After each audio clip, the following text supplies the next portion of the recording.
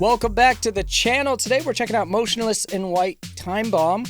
This was something requested by you all. If you want to request that I react to stuff on this channel, there's links in the description on how to do so. We've checked out Motionless in White a few times on this channel. Just recently, I was recording another Motionless in White reaction. They're a nice little, what would be probably heavy metal type of band. They're not really hard rock because they do the double tempo drum kick patterns, which is indicative of metal, but you know, some sort of metal, maybe adjacent to nu metal because they use synth and stuff in there. I've enjoyed their music pretty well. It's not like the genre that I personally listen to on my free time, but it isn't a genre that I actively dislike. So I usually enjoy listening to their songs. So we're gonna take a listen to this one. It's got a visualizer video. We had a lyric video for one of the other ones we reacted to that was a very shoddy lyric video, so hopefully this visualizer is a little more high effort than that one, because that was actually distractingly low effort lyric video for an otherwise good song. So here we go.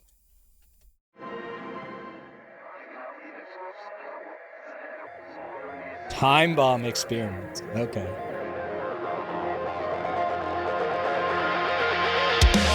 Seconds are left on the countdown. Panic attack the next normal in bloom. I let you go to get a grip on myself, but will you welcome me back? That's not what. You know, I know this is 2 years old, but these visuals really remind me of Lethal Company. Like the orange suit astronauts in a mysterious, dangerous alien area. Obviously, they weren't basing it off of Lethal Company. If anything, Lethal Company would have based their stuff off of this. Not that the two are related at all. It's just funny what this reminds me of visually. This song's coming in hard right away. Motionless in White usually does a good job balancing the hard to the soft, so I'm sure they won't stay like that. They did this in Unreal Engine, not a surprise there. If you're a video game nerd, Lethal Company is done in... Good, my brain literally just stopped. But Unity, there we go. Unity Engine, which is why it doesn't have as high of visual fidelity as this music video will. All my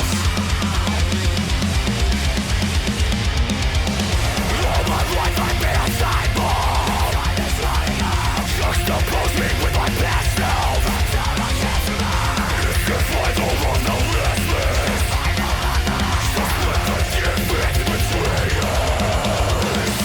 Looking back on the things that I've done, I should have known that I've always had more than enough.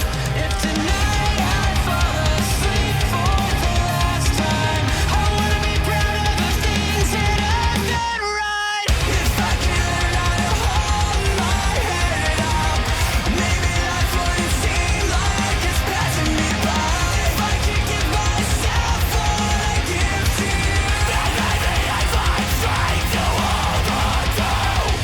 So my friends in college were always really into this style of music.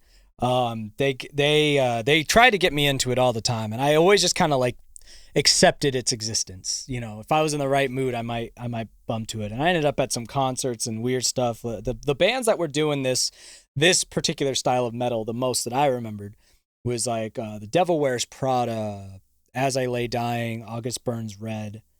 I remember listening to all those groups. I think As I Lay Dying went to jail because the lead singer went to jail for ordering a hit on his wife or something. It's funny because I think they were technically like a Christian band. A lot of those bands were Christian. A lot of that scene was Christian, which was interesting, that they were like super angry screamo metal, and some of the main headliners in that scene were Christian bands. I guess the Christians had some pent up aggression. But you know, they always had this style, especially The Devil Wears Prada, where you had these like sing-songy choruses and really screamy verses, and I always like appreciated it from a distance.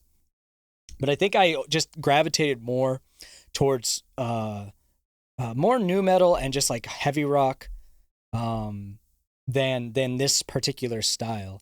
You know, I usually was more into like Disturbed, System of a Down, much softer, the old days of Linkin Park, and obviously that had rap in it too. And you know, Finch, think is another one that comes to mind that kind of had a lot of screamy stuff in it, but it was more hard rock than it was metal.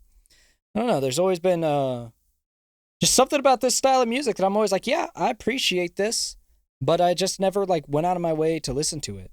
I still don't know why. I think it's just one of those things where I know there's nothing that I tangibly dislike about it, but there's just, that personal connection that you need to really want to listen to this music on your own. And this style doesn't have it for me, but I really appreciate what it is. And I think Motionless in White, for a newer band, is probably one of the better ones I've heard in this kind of a genre. It's one of the few, I've heard a lot of bands do this genre that are, I don't know how old Motionless in White is. Maybe they've been doing it since the 2010s or the early 2000s, and that's why they have such a pure sound with it. But most of the time when I've heard newer bands, if Motionless in White is from the last, if they're like 5 or 10 years old or less,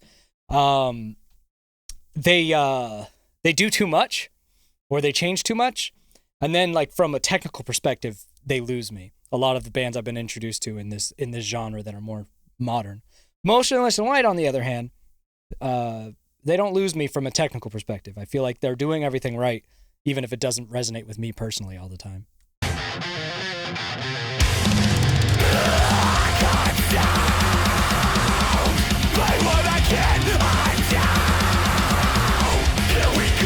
This really does look like Lethal Company, though.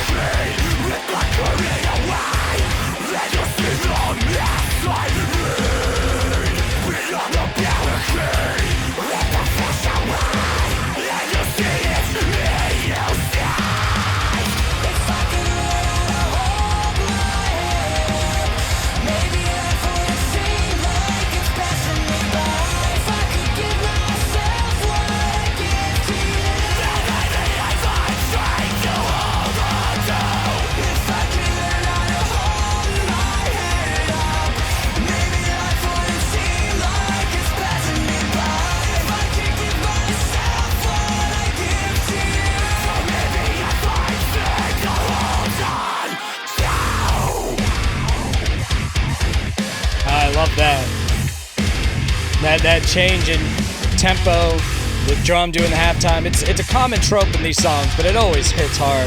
Every time, it works. Beyond the barricade, rip the flesh away, let you see the mess I made. Beyond the barricade, wash the fear away, let you see it, you saved. Beyond the barricade, we wash the fear away. So I liked the concept of that cutout, beyond the barricade, we let the fear fade away, or whatever he said. I did not like how it was engineered. I think it needed more of a crackled radio effect, a little stronger, a little more muffly to really capture the vibe. I think kind of like almost like a over the police radar sort of a sound would have been way nicer. The way it was just kind of sounded odd. It was jarring. I've always found that in music and the engineering aspect of it with effects and everything else, the most successful engineering is done in a way that it's never distracting. It sits out in a way. If it stands out because it was like subtle and cool, and you're like, oh, that was neat. But when it just like boom jumps out at you, usually that means something probably not done the best. So I don't think that really hit the vibe that it should have. It was the first technical thing about this song. I'm like, might have wanted to tweak that a little bit. That didn't really work the way I think it was intended to work.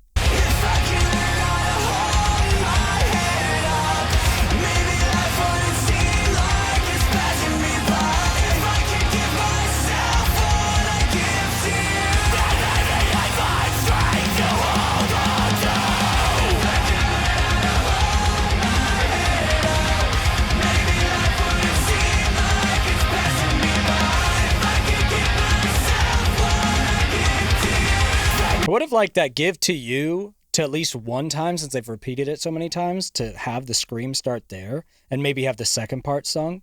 Just, for that variety. To give to you. Some sort of crap like that. I don't know. I'm not in a good growly phase right now, but you know what I mean.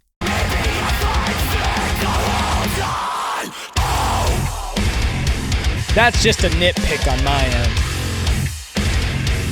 Just would have been nice to hear. Well, they did.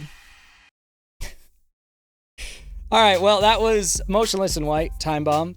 Pretty all right. I think the last song I heard from theirs, from the last reaction you guys requested, was Burned at Both Ends. I think I like that one a little more than this one, except for its lyric video. But this was fine. I think my general feel on Motionless in White is it's not my style of music, but hey, it scratches the itch if I had it for this style, so it's competent. Sorry that I'm not like super excited about it. Some people get real butthurt from reactors actually being honest, but too bad, that's what you get around here. So until next time, we'll see you later.